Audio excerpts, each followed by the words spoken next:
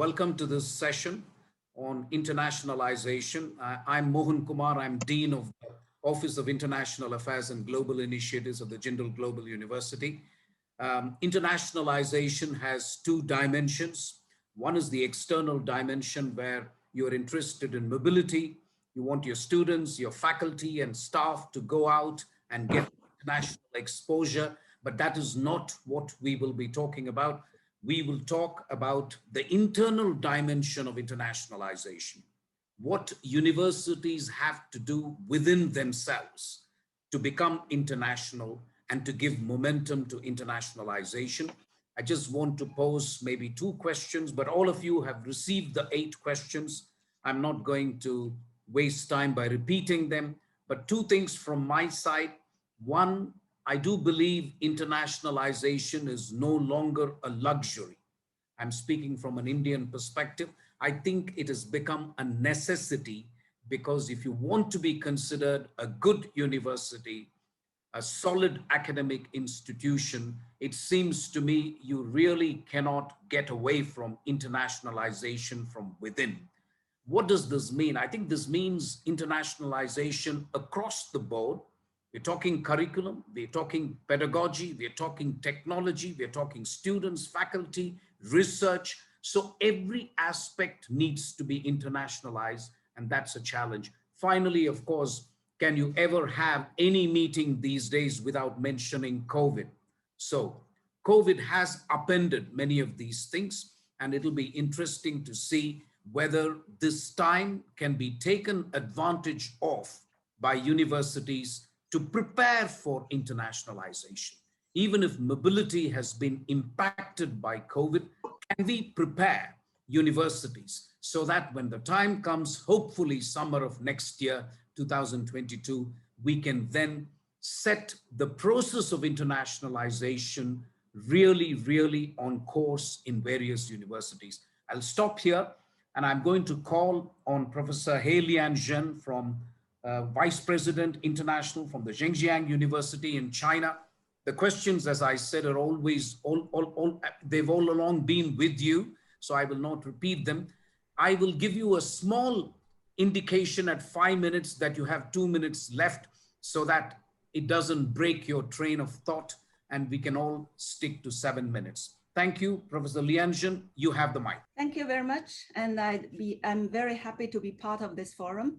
And so I would like to talk on the address question number 3. And so since the outbreak of coronavirus, we have been moving many activities online.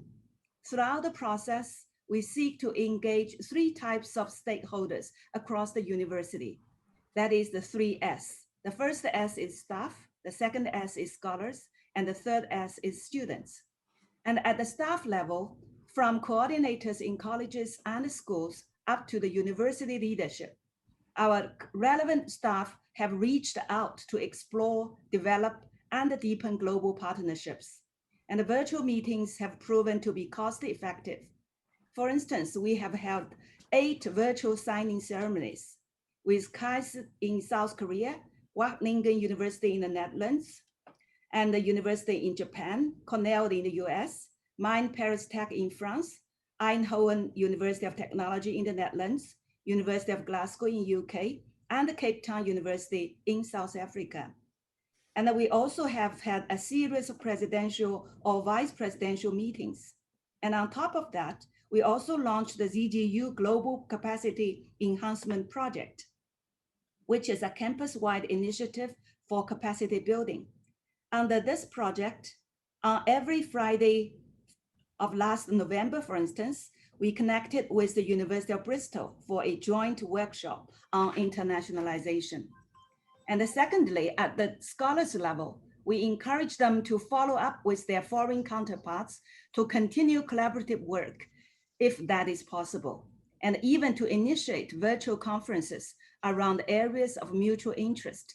We know that the academic calendars of universities tend to vary considerably, so it's quite complex to organize large international conference involving physical travel.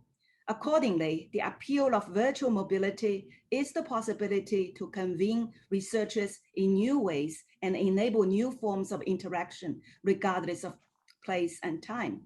For the subject of coronavirus alone, our affiliated hospitals and the School of Public Health have held more than 40 online meetings involving over 400 healthcare institutions in 39 countries. And these activities enable the medics and the scientists across the world to share timely information and hands-on experience to combat the virus. And at the student level, we have found that virtual student mobility creates a blended collective learning. And this model can attract more students and involve greater participation even from staff members who may not have been able to travel abroad with students due to practical constraints. So their participation will be good for monitoring program quality and acting upon student feedback. And last summer, more than 4,000 ZGU undergraduate students attended 110 short online programs jointly developed with our partners. So this is my simple answer to the question number 3. Thank you very much. May I now call on Dr. Joseph Burke, who's Senior Fellow and Senior Consultant with the Association of Governing Boards of the United States of America. Dr. Burke, you have the mic. Thank you very much. I would like to take a second take on the question number 3 because I had several components to it, and then move on to talk about how does an institution move on. I have been both a president, and over the last 10 years, I've been working with boards of trustees at universities across the United States on how to start international programs and what to do. So I just wanted to start with a couple components. I think it must be tailored to the mission of the institution, what kinds of programs. And in the United States, we have 4,000 institutions, and we pride ourselves in a lot of diversity in those institutions. So each institution must look at its own mission, and tailor those programs to the culture and the mission of its own institution. Second, it must be strategic, it must be intentional, and it must be integrated across the institution.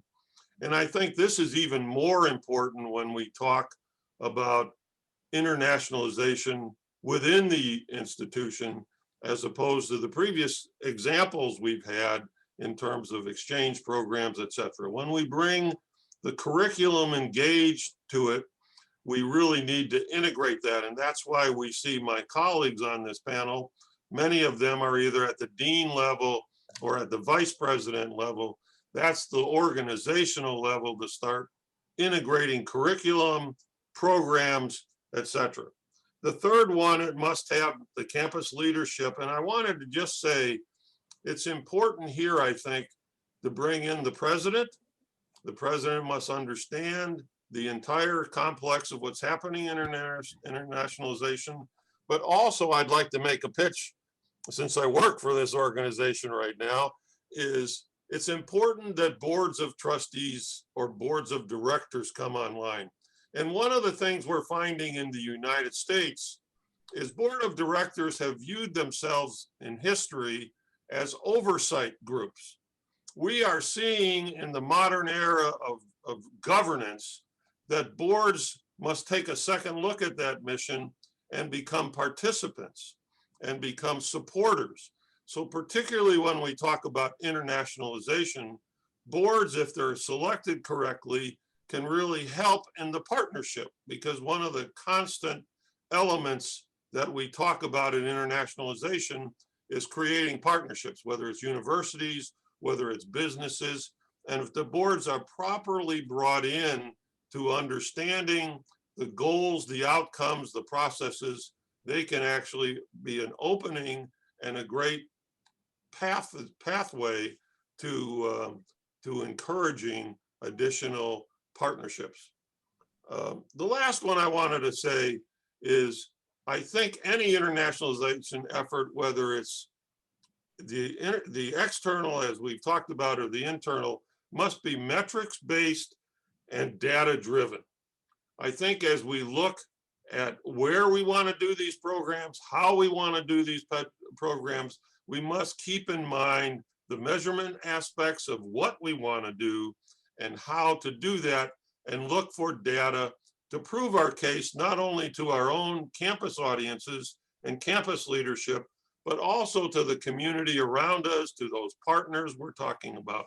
So those are the things I just wanted to quickly talk about. In the interest of time, I just wanted to say there was a question, I think it was question 1 on what are the values of the international on-campus program. And I think they're very similar to the external programs, and they should be looked at. And we should be looking at a continuum of using both programs and not trying to focus on these are the internal programs and these are the external. These are really a continuum, and how do these programs integrate together? And most importantly, how do they integrate with the rest of the curriculum? Because quickly, as I look at it, our mission as educators are twofold.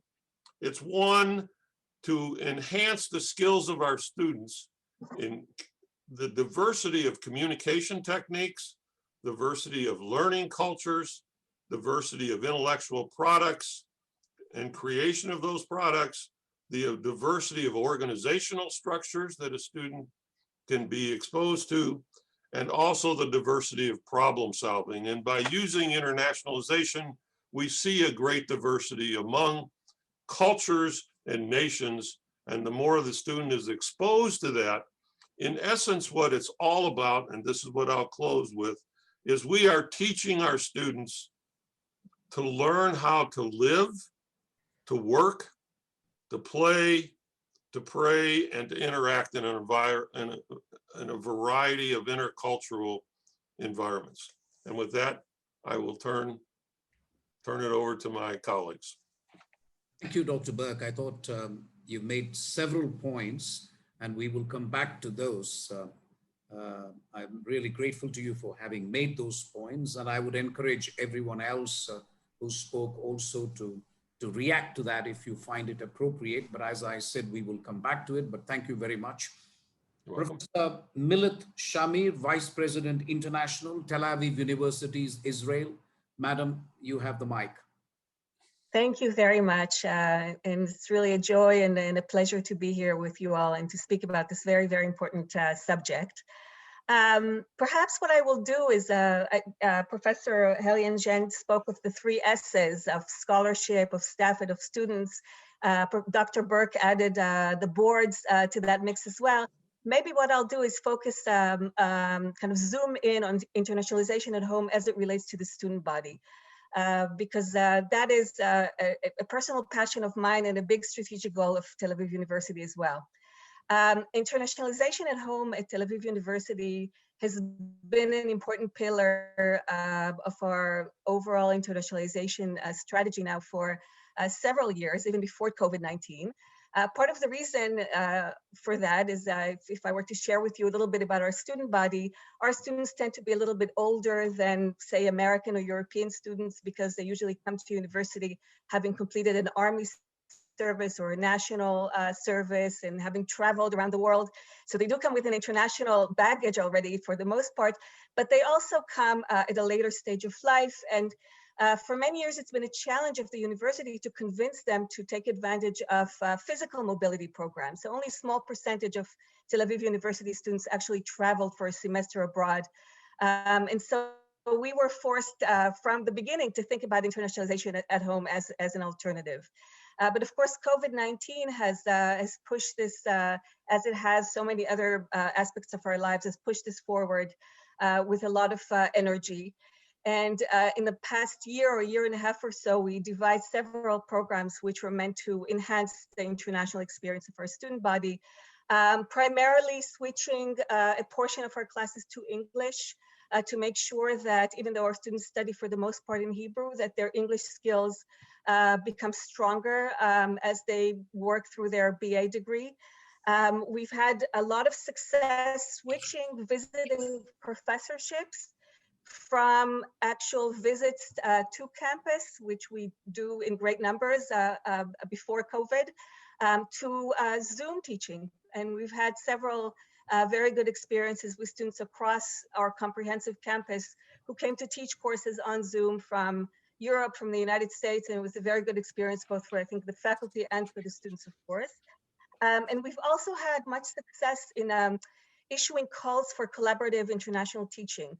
So the university initiated a project, again, across the campus, from medicine, engineering, and the exact sciences to the humanities, the arts, and the social sciences, asking for creative, innovative proposals for teaching alongside a colleague from another country. And so joining the classrooms, some of these projects ended up teaching collaborative classes on Zoom, simply joining the two classes together, or 3 or 4 classes. In some cases, each class took place in a different country, but the students did a project-based learning together. Overall, it was a very, very good experience. And I can say that maybe a silver lining of COVID is indeed the possibilities of coming up with creative solutions to internationalization at home.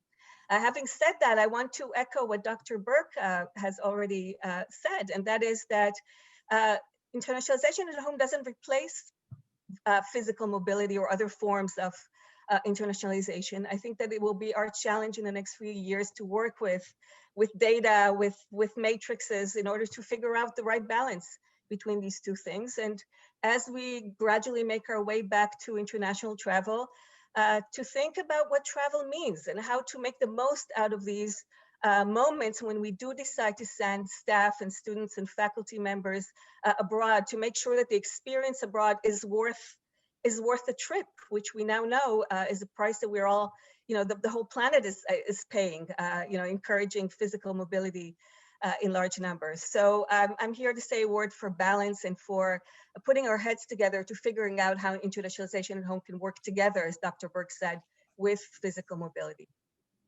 Thank you very much, Professor Shamir. I thought that was very useful. You added on and you complemented what the earlier speakers have said as well. I now turn to Professor Rob Lynes, Associate Pro Vice Chancellor Global from Durham University, UK, also Principal of Stephenson College. So you have the floor, and then we will try and see if we can have a second round before we go to the audience for questions. So Rob, you have the floor. Thanks, Mohan, and good afternoon, good evening, and good morning for wherever you are. I mean, just picking up on your opening statement, Mohan, and the fact that, we can't live without internationalization, and it's becoming ever more important. And I think what this last year has done is, I'm sure colleagues on this call and around the world will be reviewing and refreshing their internationalization strategies in light of this last year. And part of that will be looking again at internationalization at home. And I think, as Dr. Burke has said, it's neither one nor the other. And I think what potentially has happened is we've put a lot of effort and time thinking about mobility, physical mobility, and now we're coming back and really looking again at internationalization at home. I don't think it ever went away, but I don't think it's had the attention that it probably will do now and going forward. And if I just pick up some of the advantages, I know colleagues have picked up on some of those, but one of the key advantages, as I see it, is that mobility, the physical mobility, offers only that opportunity to a minority of students. Certainly in the UK, there's less than 8% of students actually study overseas. So the majority of students actually don't have that opportunity, whether it's for socioeconomic reasons, whether it's because they've got a disability, whether they've got commitments at home, but they don't have that opportunity to go overseas. The UK government is addressing this a little bit. They've launched a new program called the Turing program, which actually helps look at not only year-long programs as we had with Erasmus, but shorter programs. So again, I think there'll be much broader scope in terms of what sort of mobility, physical mobility will happen. But coming back to internationalization at home, I think the most important factor of it is that it gives the opportunity for every student, that whole holistic look at an institution for giving everyone out there an international opportunity. And that should cut across, as Dr. Burke has said, and as Professor Shamir has said, it has to be a holistic approach. So everything from the curriculum, both formal and informal education at an institution, and it has to have the support of the people at the top of the university, whether that's a president or vice chancellor or the board. It has to come down from the top right the way through. So I think that notion of far more students will have access, and also those students who aren't necessarily could necessarily afford to go overseas before. So that I think it widens access and participation to far, far more students. I think also just having those, you know, some of the things that Professor Hay has talked about, or Professor Shamir has talked about, some of the activities that they're already doing in their institutions, it gives a safe space to actually have that first international experience. So whether, you know, that's through a virtual exchange or some sort of interaction online or on the campus, which may encourage that individual to do a physical mobility program at a later date. So I think it's a safe and obviously a more cost-effective way to introduce people to internationalization. I think, as has been said by colleagues, it's not a replacement for physical mobility. I think physical mobility will stay. I think it will stay in various forms. I think it will change shape as well. I don't think it will necessarily only be longer courses. I think it'll be shorter programs overseas. But I don't think you can get away from the fact that it is a very different experience to go overseas and study or have an experience, immerse yourself in that culture. But actually, I would say, and I think research has shown this, that actually some of the outcomes, the intercultural outcomes that come from internationalization at home and mobility overseas are very similar. So you can have the same outcomes, but it'll be a very different experience. The final thing I would just say before I hand back the floor, in terms of stakeholders, I know that Professor Hay started talking about students, staff, and scholarships, and Dr. Burke talked about the board, and Professor Shamir talked more about the students. Here in Durham, we are in a city which isn't particularly diverse. The diversity of the city actually comes from our international student body. And I think that's a really, certainly for us, it's a really important relationship with the city and the international students and our domestic students on board. That relationship between all three parties is really important for our internationalization at home. Thank you. Very good. Thank you. Thank you very much, Rob. I thought that was excellent. We have had a wonderful first round. I was struck by some of the points made, and I'm not going to summarize, obviously, but the fact that internationalization has to be strategic. There has got to be deliberate intent. It's got to be across the board. It's got to be integrated. I'm going to pose a couple of questions, if you like, and then we will follow the same order so that especially the people who spoke first will also have a chance to react to what others said. And I'm looking particularly at Professor Lianzhen. So the two things that I want you to address, if possible, maybe an Indian perspective. One is resources. Is there a resources issue? If a university wants to proceed or embark on the path towards internationalization, is there a resource issue? Where do you get the resources from? Both the human resources, but also money and the material resources as well. So that is one thing that I would like to ask. Secondly, how important is pedagogy, technology, curriculum? We haven't talked much about it, but this is important, at least for a number of universities where, I mean, the university to which I belong may be an exception in India, but a number of other universities, it's a question of also making the curriculum modern. But even in the West, I believe, for example, getting students to think about issues like climate change or racism or other issues, I think it's constant work in progress. I don't think you can necessarily talk of a West or a North and South divide here. We want all students to be international. We want all students to have the right kind of values and ethics, if you like. That is also an important goal of internationalization. And the more your students meet with other students, we think actually that they will learn to appreciate other cultures, foreign students, and they become more open-minded and more liberal. There is no secret here.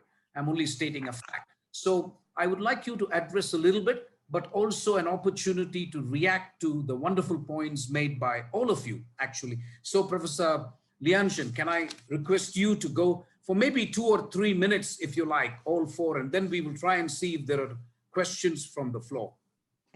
Yeah, so to address your first question, where is the resources from? And so certainly, you know, we actually get the resources from different sources. The first one, of course, is from the government, the national government, I mean, state government. And also we get the resources from the provincial government. And then also the university managed to get some, for instance, some donation from our alma mater and so on and so forth. So we do make a huge investment in trying to get the students. Actually, each student has the possibility of going abroad for some time during their undergraduate years. So actually, this program started about 4 or 5 years ago, where the university encourages every single student to go outside China. How many students do you have, Professor Lianzhen? Oh, actually, we have over 50,000 students. Good God, okay. And for graduate students, mainly for academic conferences, but for undergraduate students, some for internship, some for like a 2 or 3 week courses. But basically, all the students will have the opportunity to go outside China once during their college years. Yeah. That's absolutely amazing. We would like to replicate that in our university. I'd love to, as the Dean of the Office of... That of course calls for huge investment, that's true. Yeah. I think you're also particularly fortunate that you can count on your government, the local government, the central government, and other sources of income. So, but... Yeah, we also get money from the enterprises.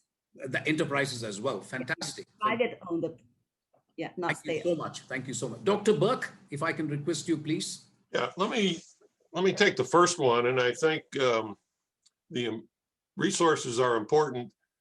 The international students that are coming into the university are one resource that's very important, and to take advantage of those students and their ability to interact with the national students and creating programs. I've seen within the United States, several institutions are doing that and taking advantage of bringing those students together more than just studying together, but learning and dialoguing together and learning how to live together. I think that's very important. The second one, I think, is partnerships. And here again, because that's what I'm doing a lot here in the United States, is getting at those people, not only boards, but alumni who are influential and know in China they call them enterprises, but in the United States, partnerships in companies, and demonstrate to them the profitability of having students graduate with a great set of international skills, and then get the partners, the companies, to say, you know, we need these kinds of students, and then move them to one more further step, and that is, we're going to donate some money to make this happen at this institution. And so I think that's another way to look for partnerships in that process. If I could, you made a statement there that I wanted to comment on. I think it's very important. We are focused right now on COVID, but I want to bring up that COVID is not the only force that's operating against internationalization in today's world. And I think we should be looking at, there are other forces going on within our world today, which actually makes it more important to keep and emphasize and increase our emphasis on internationalization. And you made one, and that is the north-south migration that's happening in the world today is causing tremendous tension on, at least on the borders of the United States, and I'm sure on other borders. And it is causing counter pressures on things like internationalization. I think the other one is our focus on diversity and racism and multiculturalism within our own societies. And as we talk about that, that opens up the concern about divisiveness within our countries. As we look back at our own histories of our own countries, and we realize times where we might have made mistakes in our own national history, and bringing those mistakes to the forefront, it opens up a divisiveness within our countries. The only way we can counter that and help people to understand that that's part of our history is to help dialogue across cultures, across races, across countries. And so I think what I wanted to say and emphasize to your point is only focusing on COVID leaves us with, well, this is going to be over in a certain period of time. I don't think we should stop when COVID ends on both internal and external. I think we have to move forward because I see the divisiveness happening within our democratic societies to be a danger. And I'm a political scientist, so I'm focused maybe on the relationship between education and democracy and political systems. But I think this is something that we really need, the internationalization, and we need to focus on world kinds of problems, that the only way we're going to deal with these problems effectively is deal with them together. And having our students work on these problems together will be a first stage in a lot of different positive results. So I might have talked too long there, I apologize, but I think we should be focusing more than just on COVID, because I'm hoping we're going to get to the end of COVID soon, and I don't want to stop our efforts just because COVID is behind us. No, please don't apologize, Dr. Burke. I think that's an excellent point you make.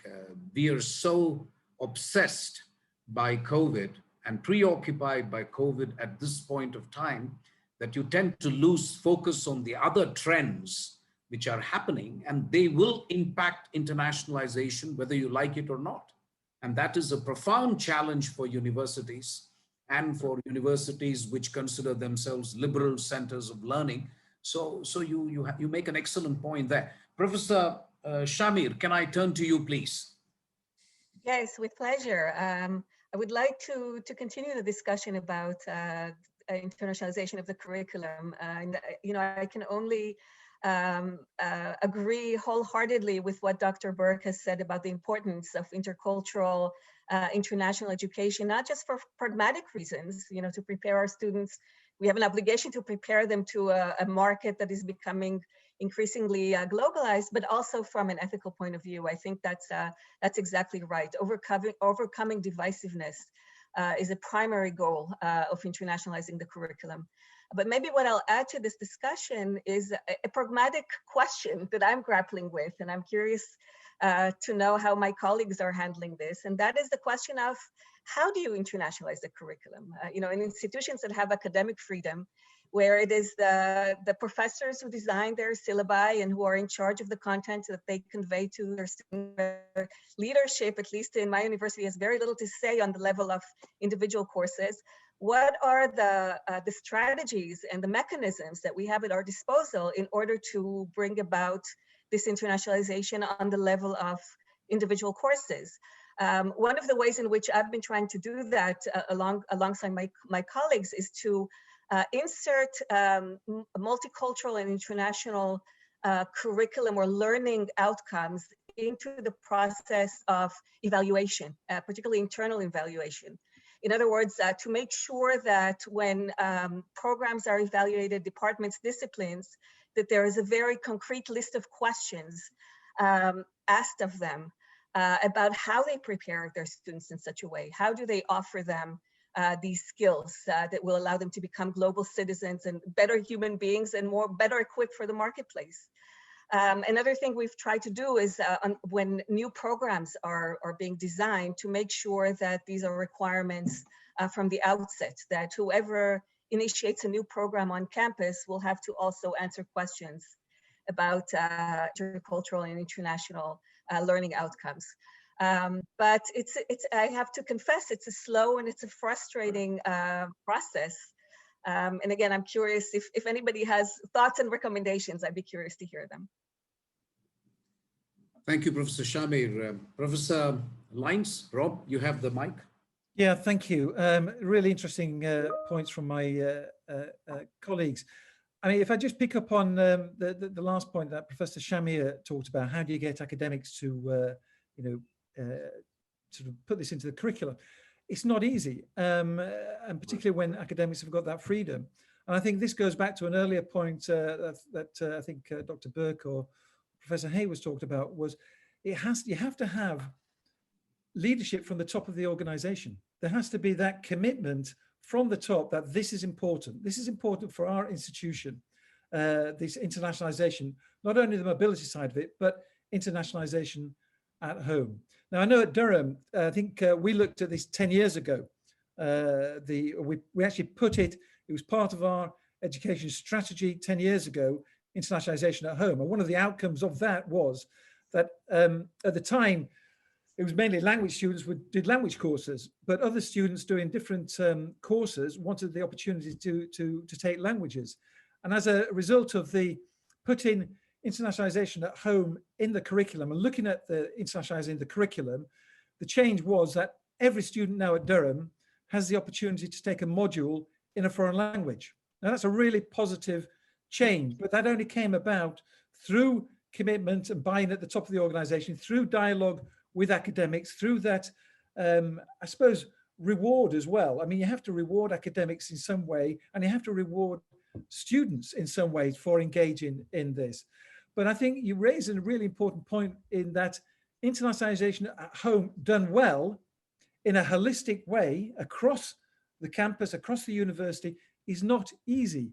It requires effort. It requires resource. We certainly don't have the resources that Professor Hay was talking about to send 50,000 students overseas. This is why internationalization at home is so important. Because again, picking up on what Dr. Burke has said, this isn't just about what's happening in COVID. This has to be where we're all leading to. We're living in a much more interconnected world, a much more challenging world. We all want to develop global citizens. Students want to go to universities where they're going to be developed as global citizens. And one thing we haven't talked about is employment. Every student, when they leave university, they want a job, they want a good job. And all employers now are looking for those graduates who've got transferable skills that can go into looking at working and operating in a globalized world. So that's another critical element to this. And just a final point on technology.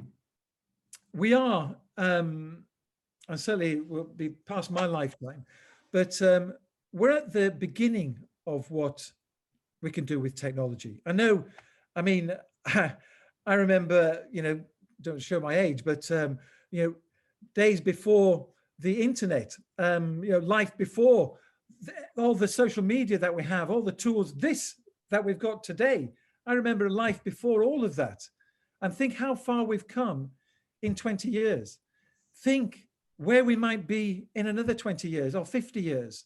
Technology, we're only at the start of this and what the opportunities are and where that's going to take us. And that will require investment. It will require investment from governments. It will require investments from institutions and from students as well. So, but I think we're just at the beginning of that. Thank you. Thank you very much. We do have interesting questions from the audience. And what I'm going to do is pose one question each to all four of you.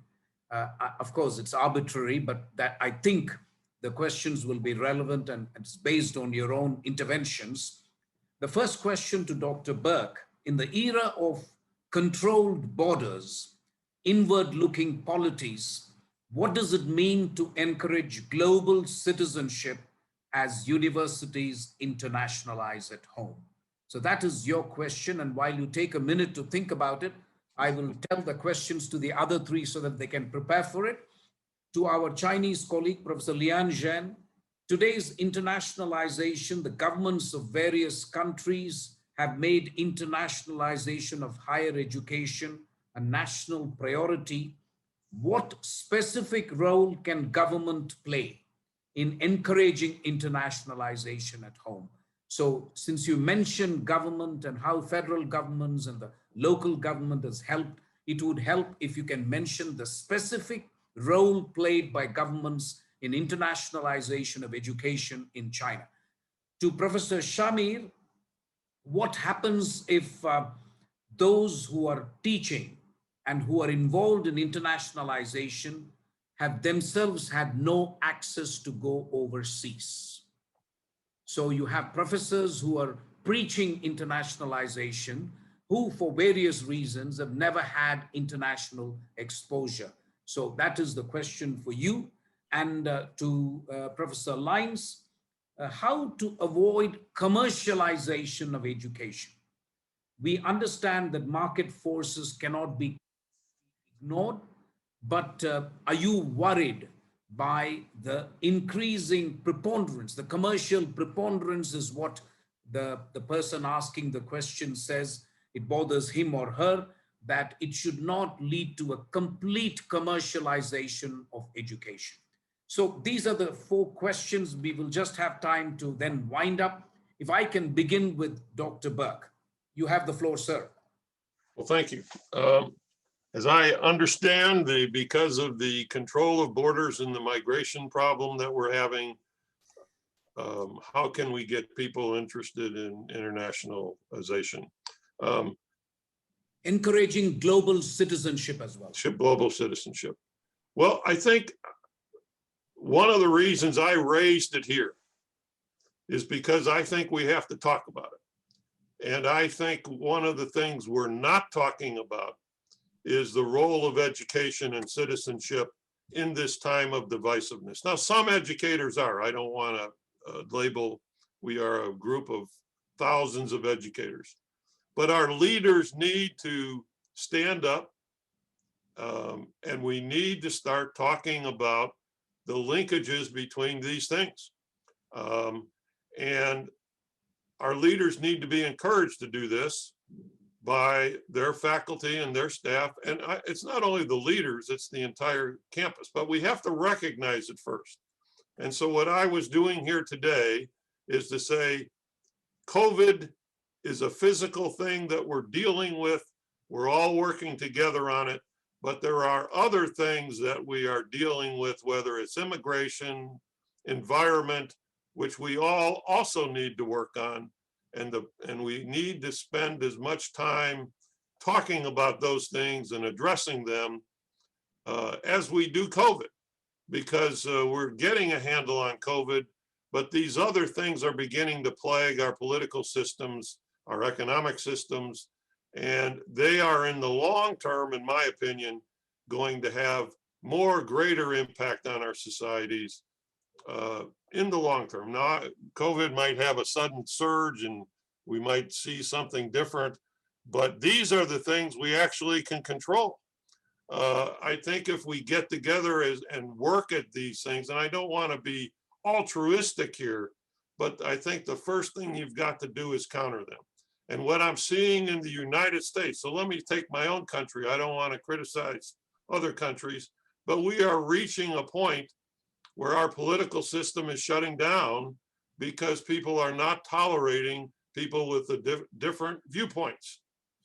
We can't live with this political system and do that. So we've got to face that system and say, we've got to do something about it. And we've got to educate people, and we've got to learn to tolerate diversity. And who's best to do that than at the educational level? And so it's got to be courage. It's got to be, somebody's got to develop leadership and people to address it. I hope I'm not sounding too aggressive on this, but we've got to change behaviors, and we've got to create people that accept alternative behaviors and look at alternative problem solving to get at some of these systems. And I think that's where they learn it is in a higher education system. So now it's coming back. We need help from other parts of society, but our leaders need to articulate some of this. And so that's why I brought it up here. And I hope my colleagues who are also presidents and leaders will also be addressing these things wherever they can in our American society. And I hope the same goes for other societies around the world.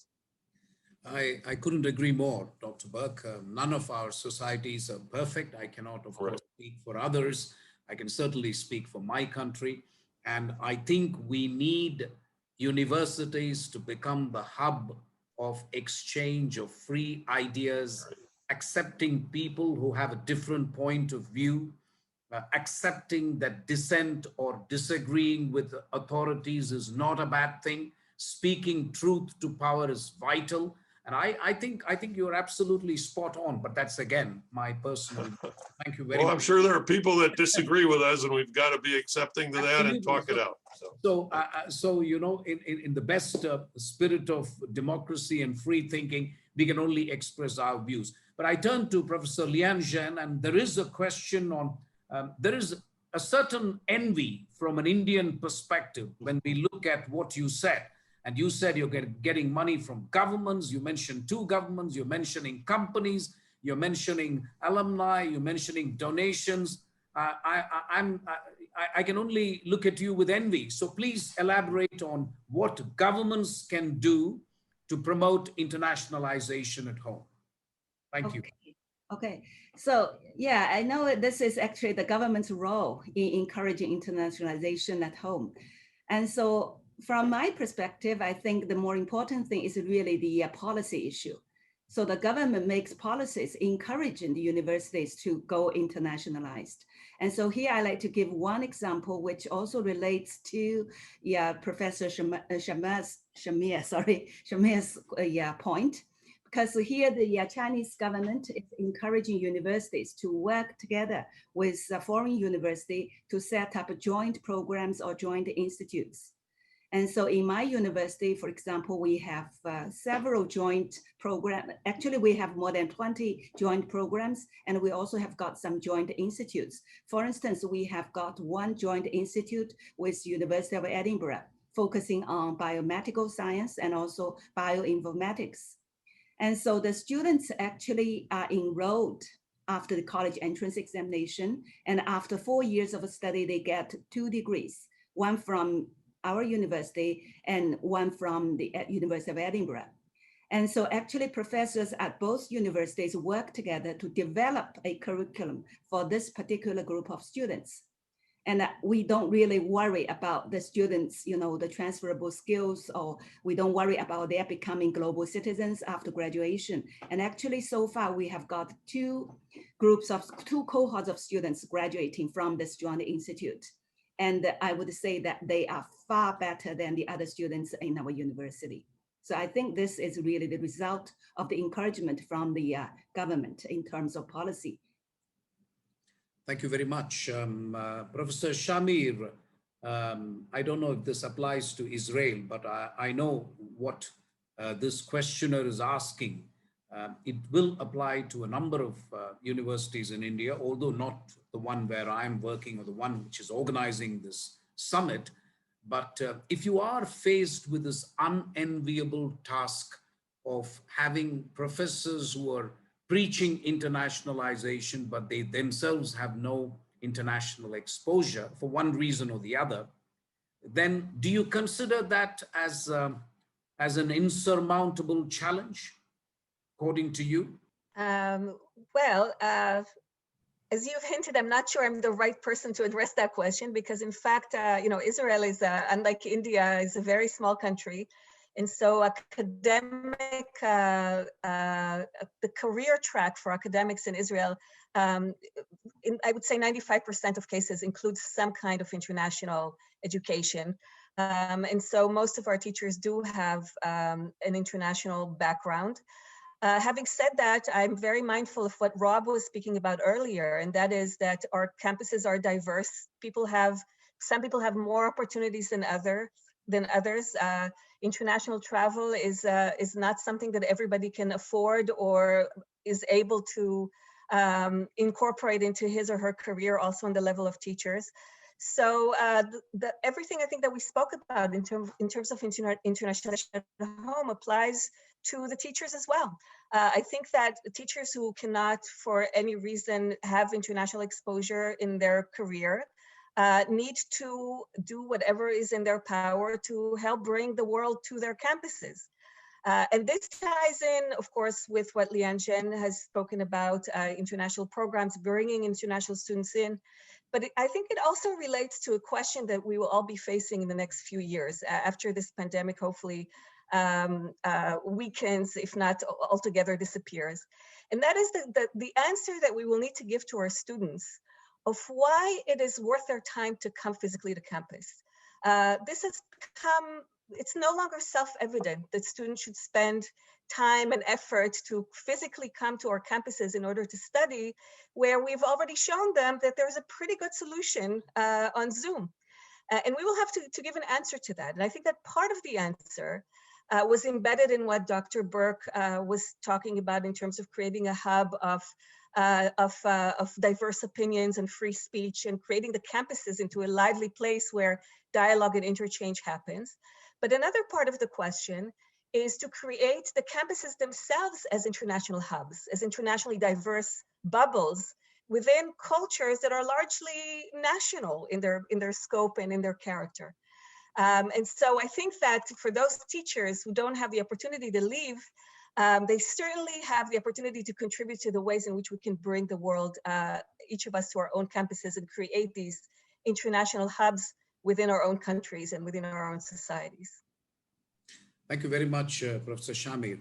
So, Rob, this idea, of course, you'll have to tell us first whether you think this argument is valid, that whether higher education is tending to be commercialized. So that's something you'll have to address, and then maybe tell us and tell the audience and the person who asked this question, how do you avoid commercialization of higher education? Okay. Thanks, Mohan. Could I just, if I may, just pick up on that last point that please, that's the idea. Shamir just picked up about why, the purpose of a campus, of a physical campus, if we're moving more online. And I think it's a valid question, because more students are probably going to study online in the future than they probably are maybe in physical campuses. And there's going to be no one size fits all. There's going to be much more hybrid courses. There's probably going to be, mixed models of 1 year on campus, 2 years online, or 1 year online, 2 years on campus. It's going to change. It's going to be a much more mixed model. Certainly here at Durham, we really value the student experience is as important as our research and our education. We want to be a world-leading university, both in research, education, and the wider student experience that we give to our students through being physically present here in Durham and engaging both domestic and internationally together, but also with that wider community and globally as well. And those are the dimensions that we need to sort of join up and work towards. But it's a really interesting conundrum. Going back to your question about how to avoid commercialization. Well, commercialization has always been there in education in one form or another. So it's nothing new per se. Well, I think what we've seen certainly in the UK, but also Mohan, you've seen it in India as well. The commercialization happening a lot more. And it goes back to one of the questions about how do you fund education? And you fund it obviously in different ways. And we've heard from Professor Hay how the Chinese government are investing large sums of money in education and giving those opportunities to students to study overseas, but also investing heavily in research. Not all governments are going to be able to afford to fund the same way. So there has to be some other forms of funding. So I think there's a big question around how you fund education in different contexts. One of the things that we should always bear in mind, though, is that it should never be at the expense of access and widening participation. Certainly in the UK, there's a real drive to, when I was, going to university, about 13% of the people were going to university at that point. Now it's closer to 45%, 50% of students. So there's much more greater opportunity for students to go to university. But that's the funding model has changed to allow that. So if we want broader access, if we want wider access, we have to think about how we're going to fund that. But we certainly need to make sure that commercialization is not detrimental to access and participation. It should never be detrimental to equality across education, and it shouldn't be detrimental to quality as well. So yes, I am slightly concerned about commercialization of education, but it's finding that balance. Education needs to be funded from various sources, but we always need to bear in mind what is education for, and keep that in mind and making sure that that we're funding it in a way, I say, that isn't detrimental to these particular areas. And the other thing that slightly worries me as well is where there's a strategic driver along a particular path, is that detrimental to certain courses because it isn't commercially viable to run a particular course. And the danger then is that we become very narrow in the sort of programs that we're running because they're not necessarily as commercially well supported as other programs. So yes, we do need to think about it. It's a bigger question. I think it's a global question about how we fund and what we charge for education. And going back to the first point about studying on campus and online, do we charge the same, or do we charge different funding models for online courses and face-to-face courses? Again, that's a question. Thank you. Thank you very much.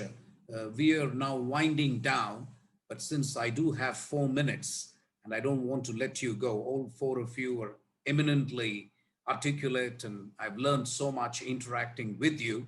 If I can just ask you to kind of tell me, if I give you 3 choices and you don't have to choose, but at least rank them in terms of leadership, in terms of pedagogy, technology, and in terms of resources, which do you think is the most important, and how would you rank these 3 for internationalization? Professor Hay, can we go with you first? Okay, leadership comes Leadership first. and ecosystem, that includes policy, and then resources, pedagogy and technology. That's right, yeah. So leadership? Yes, comes first. Okay, Dr. Burke? I would say leadership too. And one thing I would add to that is what we have given you, all of us, is a couple additional questions to talk about at some time, if ever we had another hour. But I just wanted to say, as I prepared for this, data is important to me. And I went to the International Institute of Education, IIE, and I found a lot of good data there that I want to suggest to people.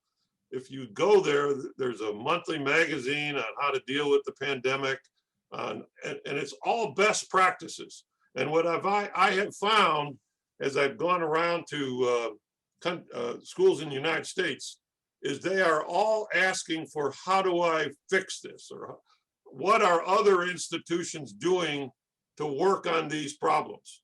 And I think if there was a way, and within the United States, this is an organization that puts out best practices on dealing with some of these things, which this conference is also a great, and I applaud the conference, but people are looking for best practices.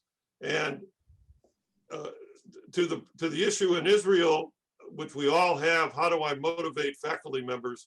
I think what we could do as administrators is get them the vision on why it's important to do these things, and then get them some suggestions on how to do some of these things, and do it, kind of step by step to move forward, not give them huge issues to deal with, but short little steps by step to get into it.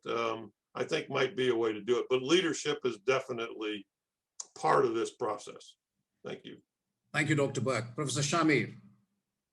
I'm mindful that we only have a minute left, so my answer will be very brief. I agree that leadership is terrifically important, but we're just beginning to understand the meaning of the technological / pedagogical revolution that we are in the midst of, and I think that we need to learn how to ride that wave in order to truly change the way we think about internationalization at home. Thanks. Thank you. Rob, last word. Okay, well, leadership, leadership, and leadership. I mean, from the top, right the way through. It's all about leadership, because none of the other things will actually happen without that leadership. And just to pick up on final point on Dr. Burke's point about data and sharing best practice, absolutely. And just a plug for Universities UK International, who recently brought out a report on internationalization at home. I think you'll find it on their website, which is a number of case studies from the US, from the UK, and I think from Australia as well. Anyway, some really good examples there of how different institutions are dealing with internationalization at home. Thank you. Thank you. So leadership, leadership, leadership is a good line for me to end this session. Ladies and gentlemen, it was sheer pleasure for me to interact with you, and I hope you enjoyed it as much as I did. Thank you very much for making it. Thank you, and have a good evening, good morning, wherever you are. Thank you.